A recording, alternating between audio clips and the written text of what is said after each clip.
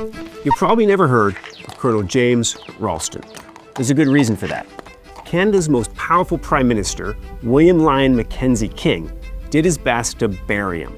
With an act of pure political genius, there was also one of the coldest betrayals in Canadian history.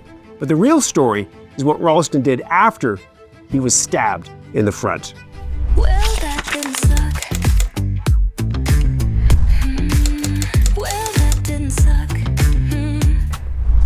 Meet Colonel James Ralston, a legit Canadian hero from the Great War, which wasn't entirely great. I mean, it wiped out 17 million people, and James was shot 4 times. They pinned a chest full of extreme bravery medals on him for his efforts. Anyway, Ralston comes home, trades his uniform for a suit, and soon becomes Canada's Minister of Defense under William Lyon Mackenzie King. Let's just call him King, because he kind of acted like one. Then after 4 years of butting heads with butt heads, he resigns. Probably thought he'd spend his retirement fishing or shouting at the radio, like your average middle-aged dude. That was the plan until Hitler ruined everything. Honoring his promise to King that he'd return if war broke out, Ralston rejoined the cabinet only to run headlong into one of the fiercest battles he'd ever faced.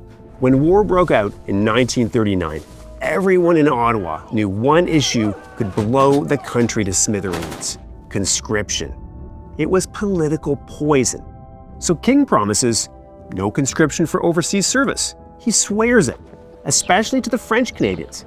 And for years, he actually keeps that promise. Honestly, that's pretty impressive. Plenty of politicians today can't keep a promise through lunch.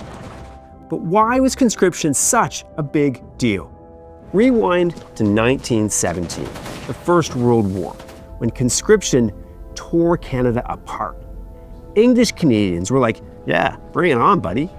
French Canadians were like, no, absolument pas. When the government finally imposed conscription, things got ugly.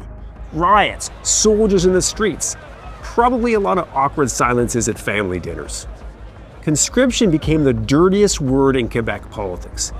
Fast forward to the Second World War, King had learned from history and was determined not to repeat it. He didn't want another conscription crisis. Through the early years of the Second World War, King dodged every political grenade.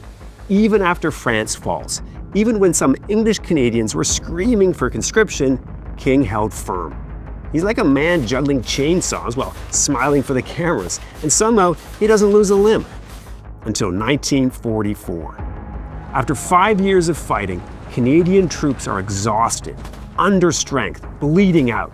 From the bloody beaches of Normandy, they'd push through the Netherlands with too few men to hold the line. And every week, Ralston gets the reports. Casualties, no relief, the thin red line getting thinner by the day. Ralston tours the front lines. He sees the mud, the blood, the missing faces. He starts a Canadian newspaper to boost morale, but what he really needs is fresh troops, 16,000 to be exact, and stat. Ralston returns furious in that quiet, polite Canadian way. But he runs into the brick wall that was his own Prime Minister, King, who says, no conscription, no way. Ralston was not alone. A revolt was brewing inside the cabinet, which for Ottawa is as close as it gets to an action movie. He knew he was going up against the most powerful PM in Canadian history, King by name, King by nature. Ralston stepped into the cabinet room, fiery speech in hand, armed with cold, hard facts. But King had already loaded the trap. Before Ralston could rise to his feet, King stood up, calm, smiling. He pulled a letter from his coat pocket, a letter from Ralston written 2 years earlier when he'd had enough of King's pussyfooting. King says, your resignation letter, Mr. Ralston, which I now accept. Just like that. Ralston's blindsided. A political hit job, old school style. Ralston could have gone nuclear, except Oppenheimer hadn't invented the bomb yet. He could have flipped the table, taken half the cabinet, toppled the government, and become Prime Minister himself. But he didn't. He smiles and takes his leave. It's the most Canadian political exit ever. No fireworks, no press conference, just a firm handshake and an awkward silence. King had won, Ralston retired for real this time. King appointed a new defense minister who swore he could get more volunteers. That idea lasted about 5 minutes. The actual war in Europe was reaching breaking point. King was out of options. He was forced to do the exact thing that Ralston had insisted was necessary: impose conscription. So why does this story matter? Because history usually remembers the people who win, not the ones who quietly do the right thing. Yes, Mackenzie King held the country together, credit where it's due. But Colonel Ralston fought for what was necessary, not what was expedient. He lost his job, his career, and his shot at being prime minister. But he kept his integrity. And in the end, that's the kind of quiet heroism that rarely makes the headlines, but probably should. Well, that didn't suck.